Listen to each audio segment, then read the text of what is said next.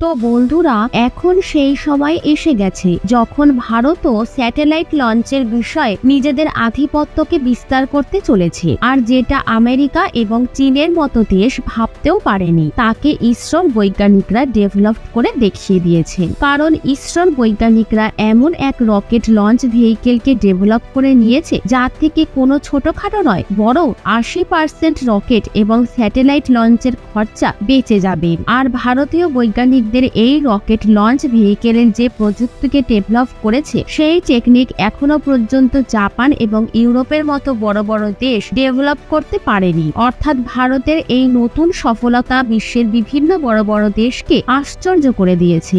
আর একদিকে যেখানে ডিআরডিও ডিফেন্সের জন্য নতুন নতুন ডেভেলপমেন্ট করেছে, আর অন্যদিকে ইসরো নতুন নতুন প্রযুক্তিকে ডেভেলপ করতেও পেছনে নেই। তো বন্ধুরা, সম্পূর্ণ আপডেট আসলে কি তা এই ভিডিওতে জেনে নেওয়া যাক। কিন্তু ভিডিওর আগে অগ্রসর হওয়ার পূর্বে ভারতীয় বৈজ্ঞানিকদের নতুন সফলতার জন্য ভিডিওটিকে একটি লাইক করে চ্যানেলটিকে সাবস্ক্রাইব অবশ্যই করবেন। তো বন্ধুরা, ইসরোর বৈজ্ঞানিকরা এমন এক প্রযুক্তিকে ডেভেলপ করে নিয়েছে, যেটা আজ পর্যন্ত জাপান এবং ইউরোপের মতো বড় বড় দেশ করতে পারেনি। তো বন্ধুরা, আজ আমরা কথা বলছি রিইউজেবল রকেট লঞ্চ ভেহিকেলের বিষয়, যাকে ইসরোর বৈজ্ঞানিকরা সফলতাপূর্বক ম্যানুফ্যাকচার করে নিয়েছে। আর ভারতের এই ডেভেলপমেন্ট থেকে চীন এবং জার্মানও আশ্চর্য হয়ে গেছে। কারণ এরা একদিকে যেখানে ভারতকে পেছনে ফেলতে চায়, যাতে ভারত আগে না অগ্রসর হতে পারে, আর অন্যদিকে ভারত এই দেশগুলিকে পেছনে ফেলার প্রস্তুতি নিচ্ছে।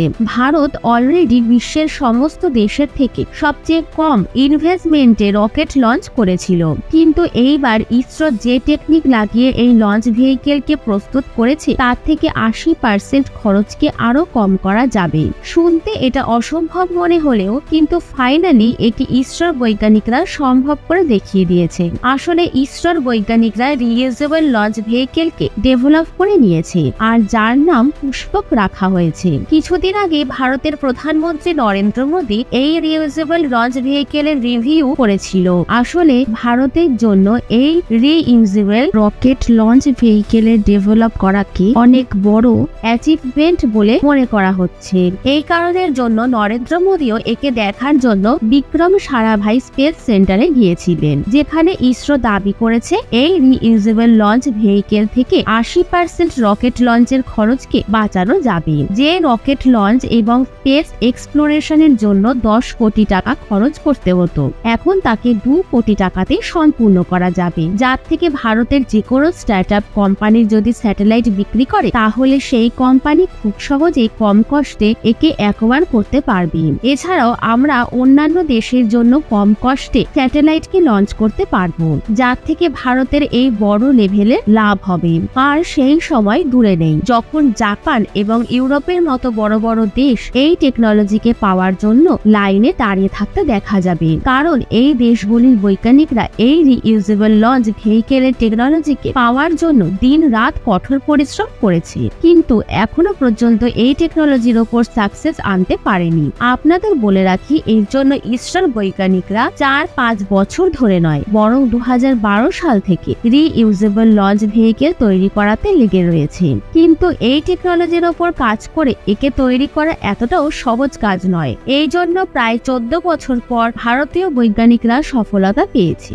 আর এটা ভারতীয় বৈজ্ঞানিকদের জন্য যথেষ্ট গর্বের বিষয় যে তারা যে টেকনোলজিকে ডেভেলপ করে দেখিয়েছে, সেটাকে বিশ্বের বড় বড় দেশও করতে পারেনি। দেখতে গেলে গত বছর অর্থাৎ 2023 সালে ইসরোর বৈজ্ঞানিকরা রিইউজেবল লঞ্চ ভেহিকেলকে ডেভেলপ করার জন্য অনেক বেশি রিসার্চ করেছিল। যদিও রিইউজেবল লঞ্চ ভেহিকেলের টেস্টিং গত বছর এপ্রিল মাসে হয়ে গিয়েছিল, যেখানে সবার প্রথমে RLV-NEX লঞ্চ ভেহিকেলের সফলতাপূর্বক ল্যান্ডিং করানো হয়েছিল। কিন্তু এই লঞ্চ ভেহিকেলের সমস্যা এটা ছিল যে এর থেকে কোনো প্রকার রকেট এবং স্যাটেলাইটের উৎক্ষেপণ মহাকাশে করা যাচ্ছিল না, বরং একে কেবল মাত্র প্রথম টেস্টিং এর জন্য ডেভেলপ করা হয়েছিল। কিন্তু একে সম্পূর্ণভাবে ডেভেলপ করে রিইউজেবল তৈরি করতে প্রায় আরো 10 মাসের সময় লেগেছিল। আর এই সময় অর্থাৎ 2024 সালে একে সম্পূর্ণভাবে সাকসেসফুলি তৈরি করে নেওয়া হয়েছে, আর এর নাম দেওয়া হয়েছে পুষ্পক। আর সবচেয়ে বড় কথা হলো ইসরোর বৈজ্ঞানিকরা একে তৈরি করার জন্য অন্য কোনো দেশের ইলেকট্রনিক এবং মেশিনারি ইকুইপমেন্টের ব্যবহার করেনি। সম্পূর্ণভাবে ডিজাইন থেকে শুরু করে manufacturing made in India equipment দ্বারা প্রস্তুত করা হয়েছে। যদিও কিছু কিছু ইকুইপমেন্ট অন্য দেশে ব্যবহার করতে হয়েছে, কিন্তু এতে যে 90% ইকুইপমেন্ট ব্যবহার করা হয়েছে সেটা ভারতেই বানানো হয়েছে। যেমন navigation hardware, indigenous landing gear, এছাড়াও আরো অন্যান্য জিনিস রয়েছে যেগুলো আমরা ভারত থেকে সোর্স করেছি। আর এটি একটি অনেক বড় উদাহরণ মেড ইন ইন্ডিয়া আর ভারতের ইনোভেটিভ টেকনোলজির দিকে অগ্রসর হওয়ার, যে কিভাবে ভারত ক্রমশ আত্মনির্ভর হয়ে উঠছে। আর এই দেশগুলিও ভারতের এই টেকনোলজিকে পাওয়ার চেষ্টায় রয়েছে, যেখান থেকে ভারত এতদিন পর্যন্ত বেশিরভাগ জিনিস ক্রয় করে এসেছে। আর এর সবচেয়ে বড় কথা হলো পুষ্পক RLV বিমান ফুললি রিউজেবল তৈরি করা হয়েছে, যা থেকে কোনো প্রকারের রকেটকে লঞ্চ করা যেতে পারে। আর একবার রকেটকে লঞ্চ করার পর একে দ্বিতীয়বার ব্যবহারে কোনো সমস্যা হবে না, যার টেস্টিং 2023 সালে এপ্রিল মাসে করা হয়েছিল RLV ভেহিকেল দ্বারা, যাতে পুষ্পক RLV লঞ্চ ভেহিকেলের জন্য দ্বিতীয়বার ল্যান্ডিং হতেও কোনো প্রকার সমস্যা হবে না। আর এইবার ইসরো যে পুষ্পক RLV লঞ্চ ভেহিকেলকে ডেভেলপ করেছে, এটা যে কোনো স্যাটেলাইটকে স্পেসে প্রেরণ করে এরোপ্লেনের মতো ল্যান্ডিং হতে পারবে। অন্যদিকে প্রথমে যে লঞ্চ ভেহিকেল ছিল সেটা স্যাটেলাইটকে মহাকাশে উৎক্ষেপণ করে সম্পূর্ণভাবে নষ্ট হয়ে সমুদ্রে পড়ে যেত, কিন্তু পুষ্পক লঞ্চ ভেহিকেল থেকে যত খুশি তত স্যাটেলাইটকে বারবার স্পেসে লঞ্চ করা যাবে। আর দেখতে গেলে ভারত ছাড়া চীনও এই রিইউজেবল রকেটের ওপর কাজ করেছে।